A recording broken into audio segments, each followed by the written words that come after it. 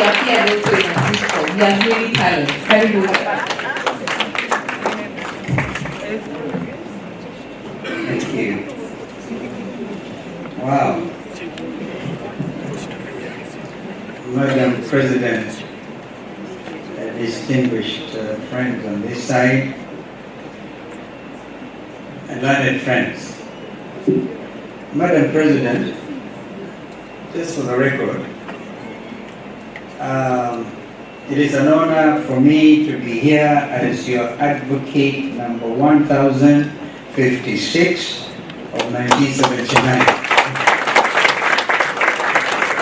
I actually missed being admitted in 1978 because I had to go for some postgraduate work in Cyprus. Otherwise, it would perhaps have given further meaning to what I'm just about to say. I've had my practicing certificate for the last 46 years, including when I served as our beloved country's 10th Vice President between 2008 and 2013. So there's been no break, even as Vice President. I just took out. And I want to advise those of us in public service, please don't give up your practice. That is your fallback position. If you become, even if you become like my friend Macau, some advisor.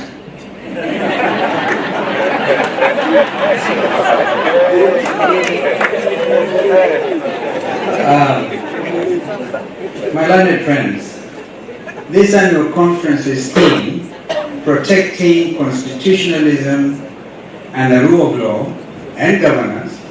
It's not just timely.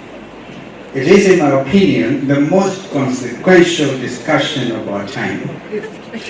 Yesterday, Chief Justice Martha Koome, Madam President Faith Odhiambo, Professor Migaya Ketch delivered such powerful speeches that should have shaken anyone listening in this room and Stream B, as well as those watching from the outside, including the current leadership, in my opinion. Following Chief Justice's Koome's observation that the work we do as a position is constitutional, yet the work we do is actually not in the Constitution. Allow me to contribute to this conversation. Learned friends, 2024-2025 is a case study of state repression, unlike anything experienced in our country's 22 to 62 years of independence. And please prepare yourselves to hear things you have not heard before from this podium, because I'm just exercising my role as Madam Chief Justice Koome said, the opposition. And we call it, we just have to say it as it is for the sake of this wonderful nation. The open daylight abductions, the public beatings and maiming of young Kenyans innocently protested the growth of a Haiti-style militia groups with caches of small arms and light weapons, terrorizing Kenyans and looting businesses under the police supervision and protection. This reads like a blockbuster film. However, it is hardly an imaginative or artistic script that awaits performers to bring it to life on our screens.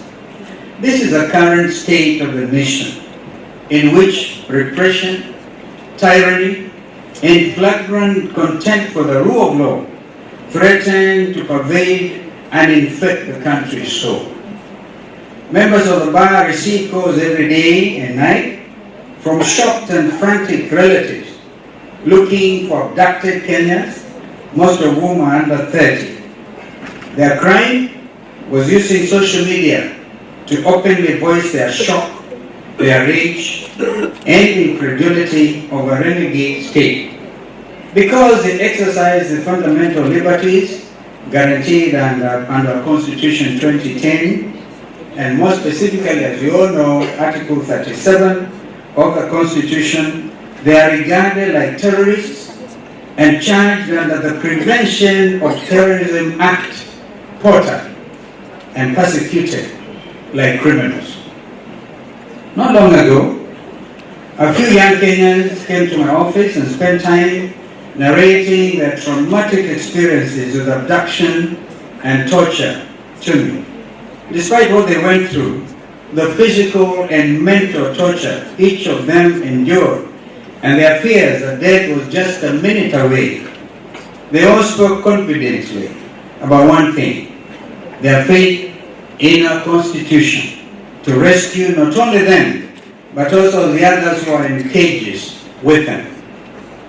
It is that faith in the sanctity and supremacy of our Constitution that protects Kenya from becoming a failed state. Whether it's a state capture of parliament and of state agencies, when elements of the church and sections of the opposition have been compromised to look the other way, it is you, the Law Society of Kenya, who have held fast. You have become a beacon of conscience for the country in such perilous times. You responded to distress calls at all hours and volunteered your services. You, Madam President, would even place a call saying, we need a senior counsel to at least appear in Melemani, because we have to be there to stand with you. It has been said from this podium that you have performed well. But in my honest opinion, you have exceeded everybody's expectation. You and your able team. Never mind if your vice chair was seen campaigning here. Please forgive him. I've appeared with Kabata in committee, that prison, the anti-terrorism court, just next to committing maximum prison, in order to give these young Kenyans, putting them fear of their lives, so they will never again want to take into consideration their liberties under the Constitution.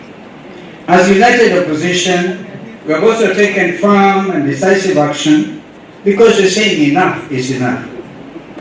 I heard President Ruto say enough is enough in another context. I want to tell you that one of the things that President Ruto has done is to call for a joint PG, parliamentary group meeting, between ODM and UDA. It is within their right to do so. But let them be distant. If indeed I see the Secretary General of ODM here, Senator Sifuna, if indeed you attend that meeting at State House on Monday, for the love of this country and good order and governance and the supremacy of our institutions. We just had Professor Macau give a very good lecture on the separation of powers. And I've actually said Parliament itself is under state capture. Indeed, the fruition of this will happen on Monday, and I want to suggest to Senator Sifuna that if that happens, joint PG of UDA and ODM, the following day in Parliament, Honorable Junet Mohammed, who is supposed to represent me in Parliament as the majority leader, should immediately vacate and move now, so there will be good order, so that they now move and join together, so we know that the opposition, the joint opposition now will have the responsibility to have a new team. We are very able young legislators, like Babu Wino, who was just in here. Because of this regime's, as Chief Justice Comment said correctly yesterday, you cannot criminalize human rights. Defenders, we all know, under Article 20 of the Constitution, see 1920 of the Constitution, we imported, and this is part of our domestic law, those treaties that Kenya has been signatory to, and all those human rights treaties. Therefore, you cannot run away and pretend you're an island, when indeed, under Constitution 20 yourself, and you have sworn to uphold the Constitution as by law established. Therefore, these international treaties on human rights are part of our domestic law. We are then bound by the same. Because of this regime's inability to defend and protect rights and constitutional values, and guided by our Constitution, particularly Article 1, we established the People's Restorative Justice Commission on June 25th. Professor Makau, please hear me, my brother. We did that. This people-led initiative, chaired by Speaker Emeritus Jamie Muturi and Commissioners Dan Manzo, Fred Ogola, Asha Bashir, and Nerima Wako, has been working around the clock to restore dignity, rebuild lives, families, communities, and society, and hold perpetrators accountable for crimes against humanity.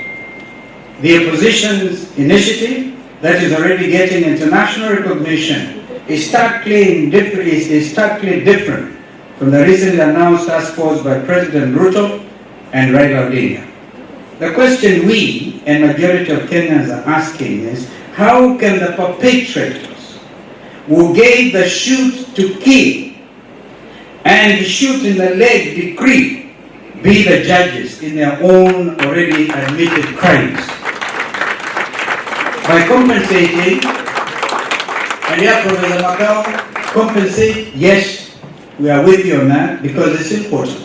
But you cannot compensate a life of a Kenyan. One Kenyan life lost is one too many, and we cannot accept. Going forward, all Kenyans arrested and detained during the Maandamano protests and Sabasaba Day demonstrations must be released immediately. But ODPP have been here, I've just shared that with you.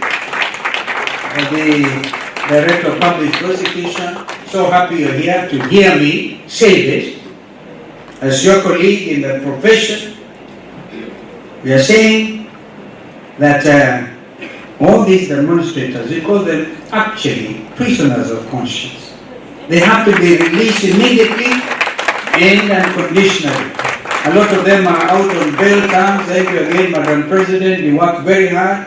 And all those advocates who gave their pro bono services to at least have these young men and women go back to their parents, we really congratulate you. This includes all those who are dragged through the anti-terrorism court and treated like terrorists. Well, we know the purpose, Parliament's intention in enacting, I think in 2012 or 2015, Porter Prevention of Terrorism Act. They didn't imagine. They were looking at transnational criminals like Al-Qaeda and Al-Shabaab. Now you get these young Kenyans and you take them there and you really put the fear of God in there. I can tell you, end up hardening them. And I can tell you they're very committed to making sure that their country is given back to them. Remember the Gen Zs. Friends, today more than ever, I'm reminded of Brutus' words to Cassius in William Shakespeare's play, Julius Caesar, Act 4. And I paraphrase, I think I will just quote it because it's so opportune, even as you look at the Indian Ocean from this place. It's a beautiful place. I don't know how many of us know that our sea, our coastline, is one of the best anywhere in the world. And I can tell you the southern sea, for example, the Diani area, amazing beauty. But therefore, remind you, and Julius Caesar, Act 4, that there is a tide in the affairs of men, which taken with the flood, leads them to fortune, omitted, all the voyage of their life is bound in shallows and in miseries. I would actually want to add, to conclude that, and on such a full sea, that's what we are, Kenya, on such a full sea, are we now afloat. And we must take the current when it serves, or lose our ventures, is an issue. End of quote. Time, ladies and gentlemen, dear colleagues, learned friends, is extremely of the essence. It is important, and we have to come to the rescue of this nation from a regime actively determined to suspend our hard-fought constitution. The law is not just an instrument of order, It is a covenant of justice. If we are not vigilant, our constitution shall be eroded and Kenya's present and future will be undermined. Kenya cannot succeed without a vigilant and courageous legal profession. And you, the defenders of the law, cannot succeed without a principled political class willing to defend our independence. If we lose the law, we lose the nation. This is a challenge of the most consequential discussion of our time.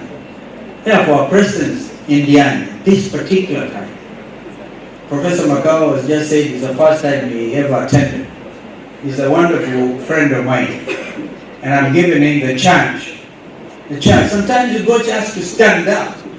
When you look to talk of elite consensus, what you are telling Kenyans to do is, it is time to eat together. It is time to plan our resources. Listening to Dr. Adesina today, one of the most distinguished African, not just academicians, but a person who has taken into this continent at heart. I know that his term comes to an end on 1st of September, and the task of the next president of ADP will go to Mauritania. I've just come from Abidjan, and I've seen some of the wonderful work the African Development Bank has been able to do. But when it comes to procurement, look at the slow pace of what is happening between Vanga, for example, from Bagamoyo in Tanzania to Malindi. This is a project that has been funded by the African Development Bank. We really owe it to this great mind who has spoken to us today. And in fact, as Pedro said, you're going to end up your tour of duty on a very high note. Because as learned colleagues, we need to hear this kind of truth. That the Thika Superhighway, for example, people believe it was done by the Chinese, but I was there when Professor Adesina and President Kibaki launched the Thika Superhighway, and the money came from the African Development Bank. But who were the contractors, and how are they contracted? Even now, what is happening between Bagamoyo and Malindi? Very slow pace of implementation.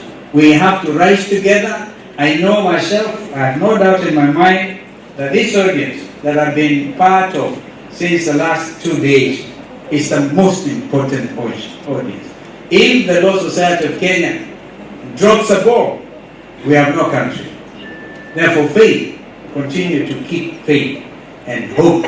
And let us continue to hope and fight.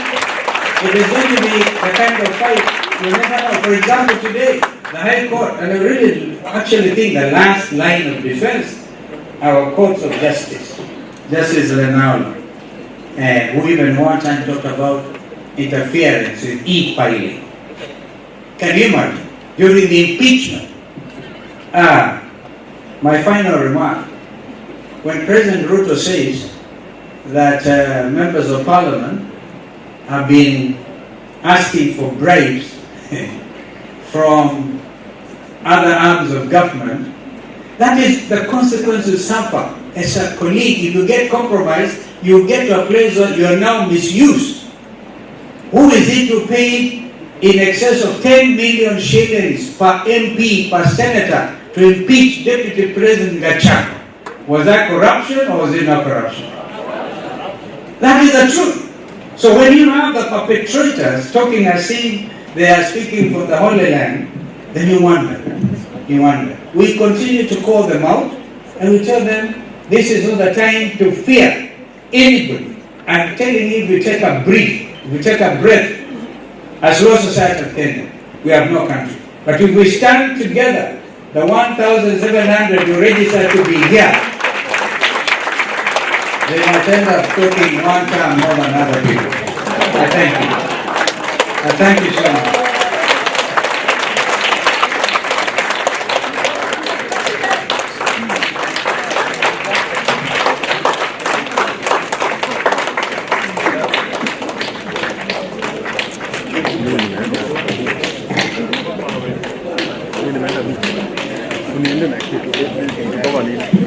Our next speaker is Honorable